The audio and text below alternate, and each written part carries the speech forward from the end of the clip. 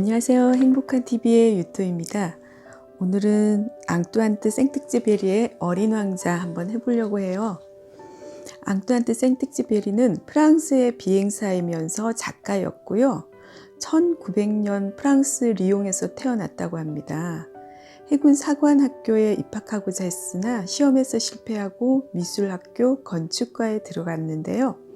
1921년 공군에 입대하여 군 복무 동안 조종사 면허를 땄고 1926년 툴루즈의 라테코에르사에 들어가서 아프리카 북서부와 남대서양 및 남아메리카를 통과하는 우편 비행을 담당하게 되었다는군요. 1930년대에는 시험 비행사와 에어프랑스 항공회사의 홍보 담당자 및 파리 수아르지 기자로 일했고요. 1939년에 육군 정찰기 조종사가 되었으며 1940년 2차 대전으로 프랑스가 독일에 함락되자 미국으로 탈출했다고 합니다. 1943년 연합군에 합류하여 북아프리카 공군에 들어간 후 1944년 7월 31일 정찰 임무를 위해 프랑스 남부 해안을 비행하다 행방불명되었다고 하는데요. 생텍쥐베리는 비행기와 밀접해서 관련된 작품들을 많이 남겼는데요. 첫 작품은 남방우편 1929년에 나왔고요. 두 번째는 야간 비행이라는 소설이 1931년에 나왔습니다. 이런 것들은 민간 항공 조종사로 있으면서 경험을 살린 작품들이고요. 그 자신이 비행할 때 겪었던 인간의 대지, 그리고 전투 조종사 1942년에 나온 작품들이 있고요. 어린 왕자는 1943년에 썼는데요. 환상적이고 시적인 동화로 전 세계적으로 많은 사랑을 받고 있다라고 합니다. 프롤로그에서 레옹 베르트에게라는 글을 써놨어요. 이 책을 어른에게 헌사하는 것에 대해 어린이들의 용서를 바란다. 나에게는 그럴 만한 진지한 이유가 있다. 그 어른은 나의 가장 친한 친구이다. 또 다른 이유는 그가 모든 것을 이해할 수 있고 어린이들을 위해 책조차도 이해할 수 있기 때문이다. 세 번째 이유는 그가 프랑스에서 굶주림과 추위에 떨고 살고 있기 때문이다. 그에게는 위로가 필요하다. 나의 이런 이유를 받아들여 줄 수 있는가? 만약 나의 이런 이유를 받아들여 줄 수 없다면 나는 이 책을 다시 헌사하겠다. 나는 이 책을 내 어른 친구가 예전에 어린이였을 때의 그 어린이에게 헌사하기로 하겠다. 어른들은 누구나 다 처음엔 어린이였다. 그러나 그들 중에 몇 명만이 그것을 기억한다. 그래서 나는 그에 대한 헌사를 이렇게 고친다. 어린이였을 때의 레옹 베르트에게 라고. 어린 왕자의 꽃에 대해서 먼저 한번 보려고 하는데요. 어린 왕자의 별에는 꽃들은 항상 소박했다. 그들은 오로지 꽃잎을 한 겹만 가졌다. 그들은 전혀 자리를 차지하지 않았다. 그들은 누구에게도 문제가 되지 않았다. 그들은 어느 날 아침 풀 속에 나타났다가는 밤이면 조용히 시들곤 했다. 그런데 어느 날 아무도 알지 못하는 곳에서 바람에 날아온 씨앗으로부터 싹이 텄다. 그리고 어린 왕자는 그의 별에서 다른 싹과 닮지 않은 아주 작은 싹을 주의 깊게 지켜보았다. 새로운 종의 바오밥 나무인지도 모를 일이었다. 그 작은 나무는 곧 성장을 멈추고 꽃을 피울 준비를 하기 시작했다. 커다란 봉우리가 처음 나타나는 것을 보고 있던 어린 왕자는 거기에서 어떤 신비로운 출현이 나타날 거라는 느낌을 받았다. 그러나 꽃은 녹색방의 피난처에서 자신의 미를 위해 준비를 끝내는 것에 만족하지 않았다.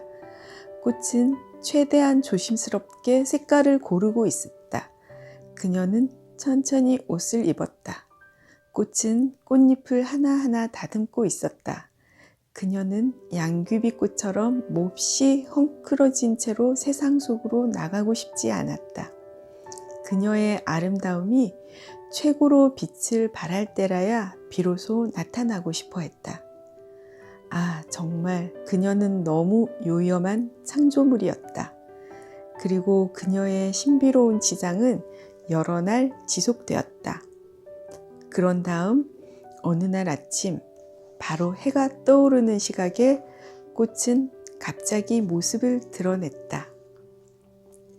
그리고 그처럼 꼼꼼하게 공들여 몸단장을 한 후에 꽃은 하품을 하며 입을 열었다. 아, 이제 겨우 깨어났네요. 당신이 용서해 주길 바래요. 제 꽃잎은 여전히 흥컬어져 있어요. 그러나 어린 왕자는 감탄을 금할 수 없었다. 아, 너는 정말 아름답구나. 그래요?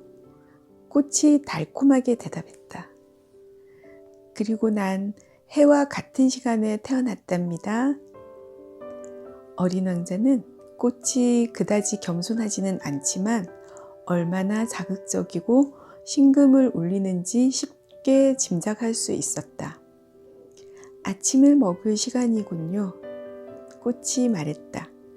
만약 당신이 내가 필요로 하는 것을 생각할 친절함을 가지고 있다면. 그리고 몹시 당황한 어린 왕자는 신선한 물이 담긴 물뿌리개를 찾으러 갔다. 그렇게 그는 꽃을 돌봐주었다. 이렇게 그 꽃은 태어나자마자 허영심으로 그를 괴롭히기 시작했다. 그 허영은 진실이 알려진다면 조금 대하기 어려워질 법한 것이었다.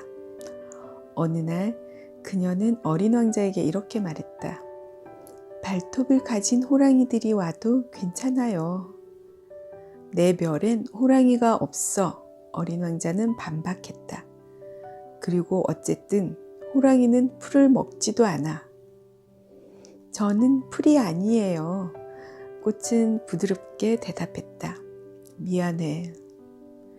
난 호랑이는 전혀 두렵지 않아요. 그녀는 계속해서 말했다. 하지만 바람에게 공포를 가지고 있어요. 당신이 나를 위해 바람막이를 해주시지 않겠어요? 바람에게 공포? 어린 왕자는 말했고 속으로 생각했다. 이 꽃은 아주 까다로운 생물이군. 밤에 나는 당신이 유리 덮개를 씌워주기 원해요. 당신이 사는 곳은 매우 춥군요. 내가 온 곳은... 그러나 꽃은 그 시점에서 말을 중단했다. 그녀는 시의 형태로 온 것이다. 그녀는 다른 세상에 대해서 아는 게 있을 리가 없었다. 너무도 순진한 거짓말을 하려다 들킬 것 같아 당황한 꽃은 어린 왕자 탓으로 돌리기 위해 두세 번 기침을 했다. 바람막이는요? 네가 나에게 말을 했을 때 그것을 찾기 위해 금방 가는 중이었어. 그러자 그녀는 어린 왕자에게 아까처럼 가책을 느끼게 하려고 억지로 몇 번 더 기침을 했다. 그리하여 어린 왕자는 사랑에서 우러나온 호의를 갖고 있음에도 불구하고 꽃을 의심하기 시작했다. 그는 중요하지 않은 말을 심각하게 받아들였고 그 때문에 몹시 불행해졌다. 나는 그녀의 말을 듣지 말았어야 했어. 어느 날 그는 내게 털어놓았다. 꽃들에게 귀를 기울이지 말았어야 했어. 그냥 바라보고 향기만 맡으면 돼. 내 꽃은 내 별 가득 향기를 풍겼어. 그런데 나는 그녀의 모든 우아함을 즐기는 방법을 몰랐어. 발톱 이야기가 무척 불쾌했지만 실은 다정함과 측은한 마음으로 들었어야 했어. 그는 계속해서 속내를 털어놨다. 사실 나는 아무것도 이해할 줄 몰랐어. 나는 말이 아닌 행동에 의해서 판단했어야 했어. 꽃은 나에게 향기와 광채를 뿌려주었어. 나는 꽃댁에서 도망치지 말았어야 했는데 그녀의 서툰 꾀 뒤에 감춰진 애정을 눈치챘어야 하는 건데. 꽃들은 아주 모순 덩어리거든. 하지만 내가 그녀를 사랑하는 법을 알기엔 너무 어렸던 거야. 나는 어린 왕자가 도피를 위해서 철새떼의 이동을 이용했을 거라 생각했다.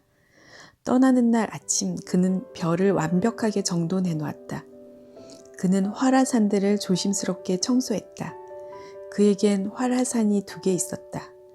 그리고 그것들은 오전에 아침 식사를 데우는데 아주 편리했다. 그는 역시 활동을 멈춘 화산도 하나 가지고 있었다. 그러나 아무도 결코 알지 못해 라는 그의 말처럼 활동을 멈춘 화산도 역시 청소했다. 화산들은 잘 청소되어 있으면 폭발하지 않고 천천히 꾸준히 타오른다. 화산 폭발은 굴뚝의 불과 마찬가지다. 우리 지구 위에서는 화산을 청소하기에는 우리가 분명히 너무 작다. 그래서 화산이 우리에게 계속 말썽 부리는 것이다. 어린 왕자는 약간 낙담하는 기분으로 바오밥 나무의 마지막 싹들을 또 뽑았다. 그는 다시는 돌아오지 않으리라 생각했다. 그런데 그 마지막 아침에는 익숙한 그런 자극들이 매우 소중하게 느껴졌다. 그리고 마지막으로 꽃에 물을 주고 유리 덮개를 씌워주려는 순간 그는 눈물이 금방 나올 것 같았다. 안녕. 그가 꽃에게 인사했다. 꽃은 대답하지 않았다. 안녕. 그는 다시 말했다. 꽃은 기침을 했다. 그러나 그것은 그녀가 감기에 걸렸기 때문이 아니었다. 내가 어리석었어요. 마침내 꽃이 그에게 말했다. 용서해줘요. 부디 행복하세요. 어린 왕자는 비난의 말이 없다는 것에 놀랐다. 그는 유리 덮개를 든 채 당황하며 그곳에 서 있었다. 이 조용한 상냥함을 이해할 수 없었다. 물론 난 당신을 사랑해요. 꽃이 그에게 말했다.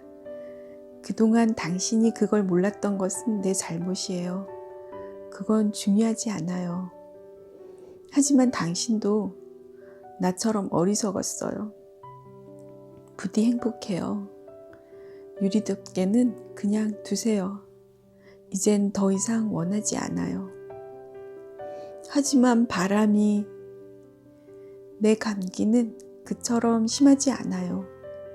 서늘한 밤 공기를 쐬면 나는 좋아질 거예요. 나는 꽃이니까. 하지만 짐승이 나비와 알고 지내고 싶다면 저는 애벌레 2-3마리의 존재를 견뎌야 해요. 나비들은 무척 아름다운가 봐요. 나비와 애벌레가 아니라면 누가 나를 찾아주겠어요. 당신은 멀리 떠나고 큰 짐승들의 간에서는 나는 전혀 두렵지 않아요. 발톱이 있으니까요. 그러면서 천진난만하게 꽃은 4개의 가시를 보여주었다. 그리고 말을 덧붙였다. 그렇게 우물쭈물 하지 마세요. 당신은 떠나기로 결심했어요. 어서 가세요. 그녀는 울고 있는 모습을 어린 왕자에게 보이고 싶지 않았다. 그토록 자존심 강한 꽃이었다.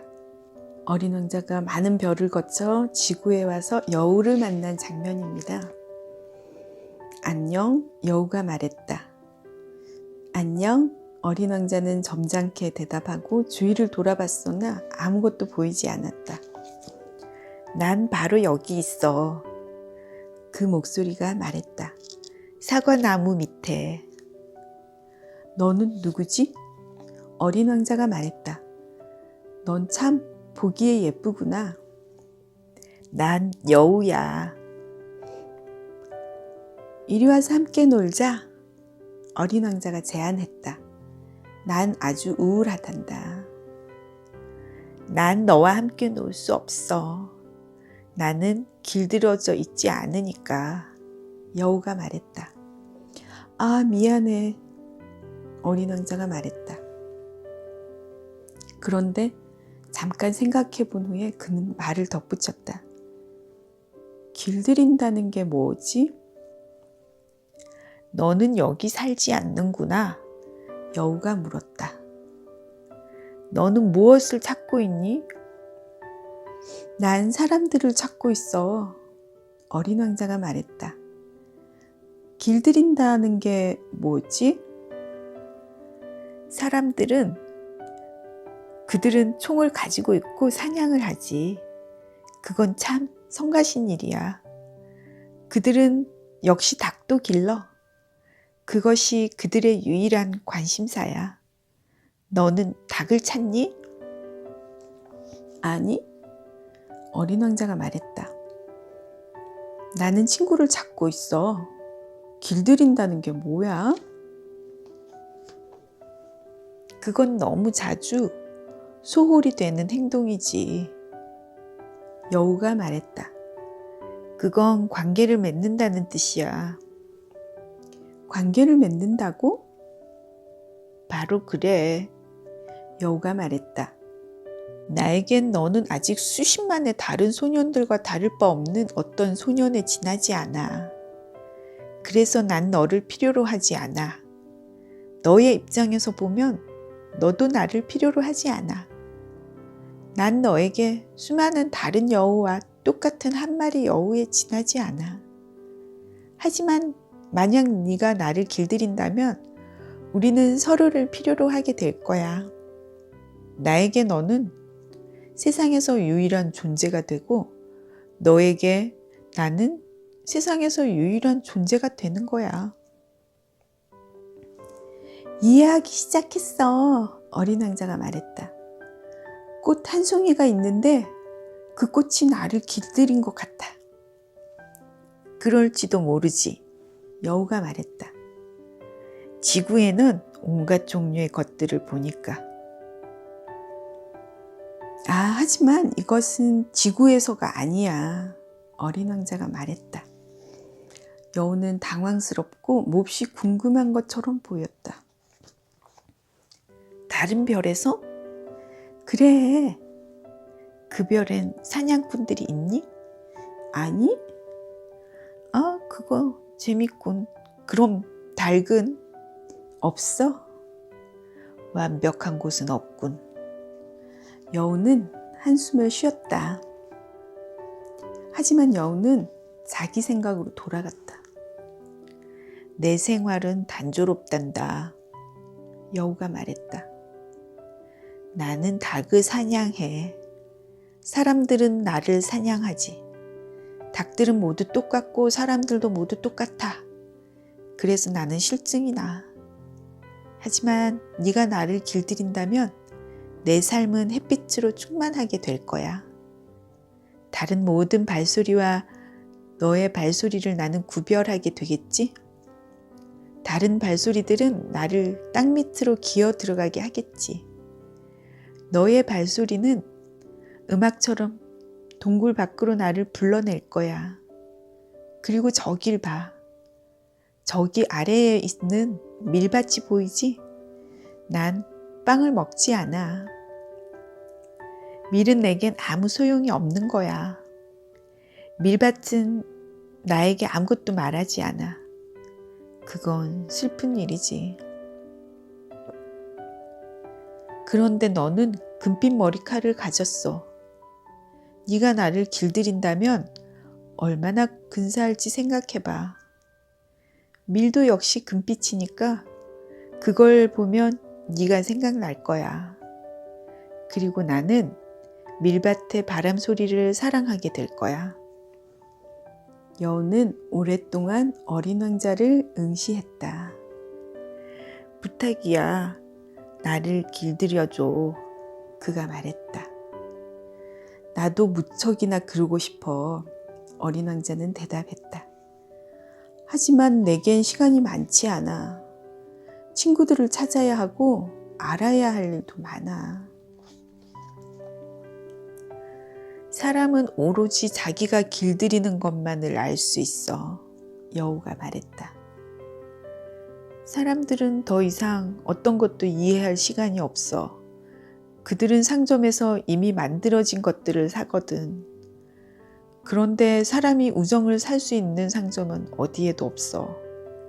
그래서 사람들은 더 이상 친구가 없는 거지. 친구를 갖고 싶다면 나를 길들여줘. 내가 너를 길들이려면 어떻게 해야 하지? 어린 왕자가 물었다. 너는 무척 참을성이 있어야 해. 여우가 말했다. 우선 내게서 좀 떨어져서 앉아야 해. 그렇게 잔디에. 난 너를 흘끗 쳐다볼 거야. 넌 아무 말도 하지 마. 말은 오해의 근원이지. 하지만 너는 날마다 넌 조금씩 내게 더 가까이 앉을 수 있을 거야. 다음날 어린 왕자가 다시 찾아왔다. 만약 같은 시간에 돌아온다면 더 좋을 거야. 여우가 말했다. 예를 들면 네가 오후 4시에 온다면 난 3시부터 행복해지기 시작할 거야. 시간이 지날수록 난 점점 더 행복해지겠지? 4시에는 나는 들떠서 안절부절 못할 거야. 너는 내가 얼마나 행복한지 보게 될 거야. 하지만 네가 아무 때나 온다면 내 마음이 몇 시에 너를 맞이할 준비를 해야 할지 모르잖아. 누구나 적절한 의식을 지켜야 해. 의식이 뭐야? 어린 왕자가 물었다. 그것들은 역시 너무나 자주 무시되는 행동들이야. 여우가 말했다. 그건 어떤 하루를 다른 날들과 다르게 만들고 어떤 시간을 다른 시간과 다르게 만드는 거지. 예를 들면 사냥꾼들에게도 의식이 있어. 목요일이면 그들은 마을 처녀들과 춤을 추지. 그래서 목요일은 나에게 신나는 날이지. 난 포도밭까지 산보를 갈 수 있어. 만약 사냥꾼들이 아무 때나 춤을 추면 모든 날이 똑같아져 버리잖아? 그럼 나에겐 휴일을 전혀 갖지 못할 거야. 그래서 어린 왕자는 여우를 길들였다. 그리고 출발 시간이 다가왔다. 난 울고 말 거야. 그건 네 잘못이야. 어린 왕자가 말했다. 나는 너에게 어떤 해를 끼치는 것을 원하지 않았어. 하지만 넌 내가 길들여 주길 원했잖아.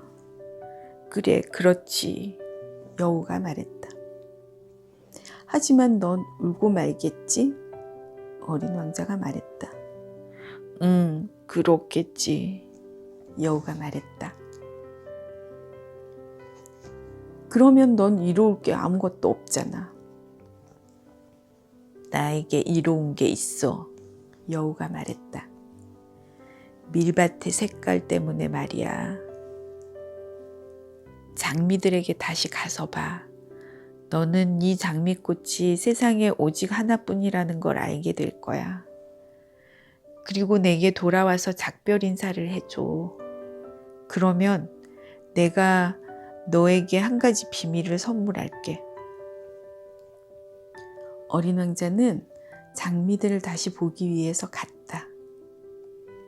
많은 장미들은 그대로 있었다. 어린 왕자는 장미들에게 말했다.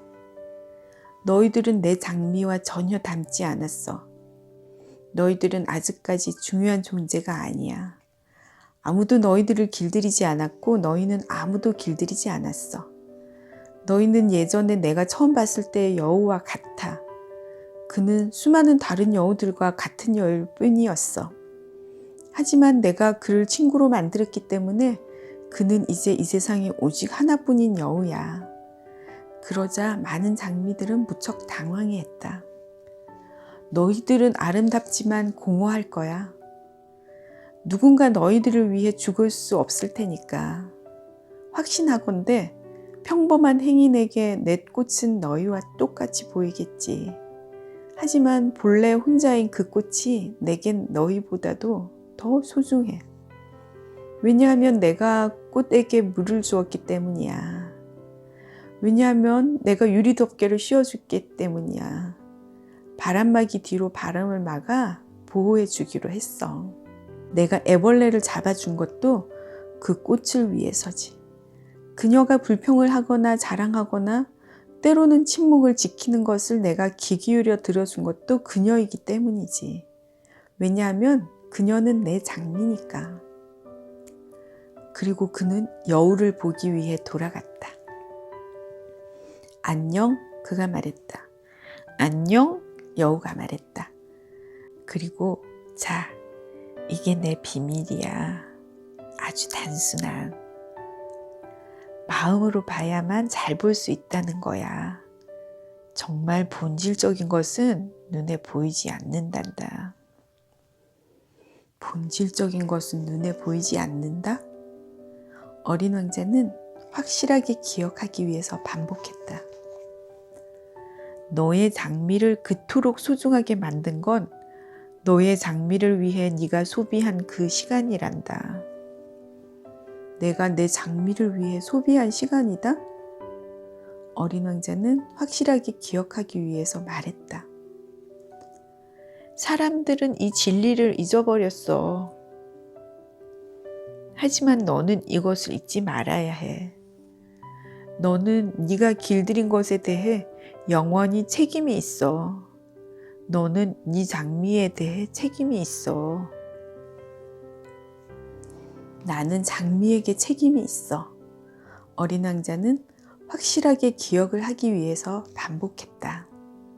다시 생텍쥐페리와 어린 왕자가 만났습니다. 어린 왕자가 말합니다. 별들이 아름다운 것은 보이지 않는 한 송이 꽃 때문이야. 나는 대답했다. 그래, 바로 그거야. 그리고 더 이상 아무 말도 없이 나는 달빛 속에서 우리 앞에 펼쳐져 있는 모래 언덕을 바라보았다. 사막은 아름다워, 어린 왕자가 덧붙였다. 그리고 그것은 사실이었다. 나는 언제나 사막을 사랑해왔다. 사막의 모래 언덕에 앉으면 아무것도 보이지 않고 들리지도 않는다. 그러나 뭔가 침묵 사이에 가슴이 두근거리고 희미하게 빛나는 것이 있다. 사막을 아름답게 만드는 것은 어딘가에 샘물을 감추고 있기 때문이지. 어린 왕자가 말했다. 나는 사막의 신비로운 광채를 갑자기 깨닫고 깜짝 놀랐다. 어린 시절 나는 낡은 집에서 살았고 그런데 그 집에 보물이 감춰져 있다는 전설 같은 얘기가 있었다. 확실히 그것을 어떻게 찾아낼 수 있는지 아는 사람은 없었다. 아마도 그것을 찾으려고 시도한 사람도 없었을 것이다. 하지만 그 전설 덕분에 우리 집은 마법에 걸린 것 같았다. 우리 집은 가장 깊숙한 곳에 보물을 감추고 있었던 것이다. 그래, 내가 어린 왕자에게 말했다. 집이든 별이든 혹은 사막이든 그들을 아름답게 만드는 건 눈에 보이지 않아. 나는 기뻐, 그가 말했다. 당신이 내 여우와 같은 생각이어서. 어린 왕자가 잠이 들었고 나는 그를 안고 다시 걷기 시작했다. 매우 깨지기 쉬운 어떤 보물을 안고 가는 느낌이었다. 마치 지구에는 그보다 더 연약한 것이 없는 듯한 느낌마저 들었다. 달빛 속에서 나는 그의 창백한 이마, 감겨있는 눈, 바람에 나부끼는 머리카락을 보았고 나는 혼잣말을 했다. 여기 내가 보는 건 껍질 뿐이야. 가장 중요한 건 눈에 보이지 않아. 어린 왕자가 지상에 나타났다가 다시 사라진 곳이 여기다. 이 그림을 찬찬히 잘 봐두었다가 여러분이 나중에 아프리카 사막을 여행할 때 이곳을 꼭 알아볼 수 있기를 바란다. 그리고 당신이 만약 이곳을 지나가게 되면 걸음을 서두르지 말라. 별빛 바로 아래에서 잠깐 동안 기다려보라.